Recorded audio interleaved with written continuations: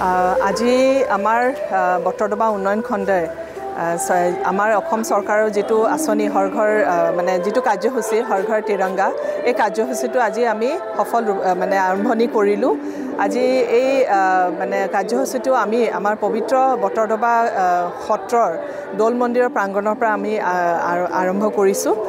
ইয়াত গোটেই বাইক ৰেলীটোত আমাৰ জীৱিকা মিছনৰ যিখিনি জীৱিকা সখীসকল আছে লগতে আমাৰ অফিচৰ কৰ্মচাৰীবৃন্দ ৰাইজ বটদ্ৰৱা উন্নয়ন খণ্ডৰ অন্তৰ্গত সমূহ ৰাইজ আৰু প্ৰাক্তন পঞ্চায়ত প্ৰতিনিধিসকলে আজি অংশগ্ৰহণ কৰিছে। তেওঁলোকে আজি এই বাইক ৰেলীটো এই দৌল মন্দিৰৰ প্ৰাংগণৰ পৰা আৰম্ভ কৰি তেওঁলোকে ধনিয়াভিতি টুকটুকি হৈ চহৰীয়া পঞ্চায়ত হৈ তেওঁলোকে বটদ্ৰৱা উন্নয়ন খণ্ডলৈ যাব। তাতে এই বাইক ৰেলীটো সমাপ্ত হ'ব। তাত আৰু আমাৰ বিভিন্ন চৰকাৰৰ নিৰ্দেশ মতে যিখিনি আমি কাৰ্যসূচী আছে আমি বিভিন্ন কাৰ্যসূচী আমি ৰূপায়ণ কৰিম আৰু তাৰ পাছত আজি আমি আগন্তুক 15 আগষ্টলৈকে আমাৰ বিভিন্ন কাৰ্যসূচী আমি হাতত লৈছোঁ আৰু সেইখিনি আমি কৰি গৈ থাকিম এই ধৰণে আৰু সকলো ৰাইজকে আমাক মানে অংশগ্ৰহণ কৰিবলৈ আমি আহ্বান কৰিছোঁ আৰু আপোনালোকৰ সহায় সহযোগিতা বিচাৰিছোঁ। ধন্যবাদ।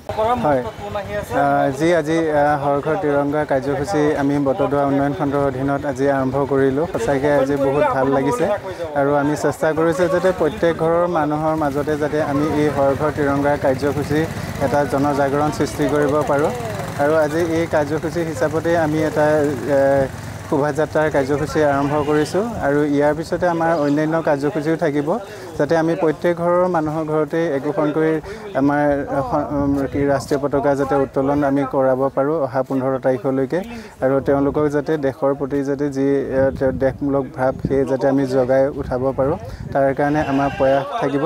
লগতে অন্যান্য কাৰ্যসূচীৰ জৰিয়তেও তেখেতসকলক এই স্বাধীনতা দিৱসৰ লগত জড়িত কৰাৰ কাৰণে পৰিকল্পনা কৰা হৈছে।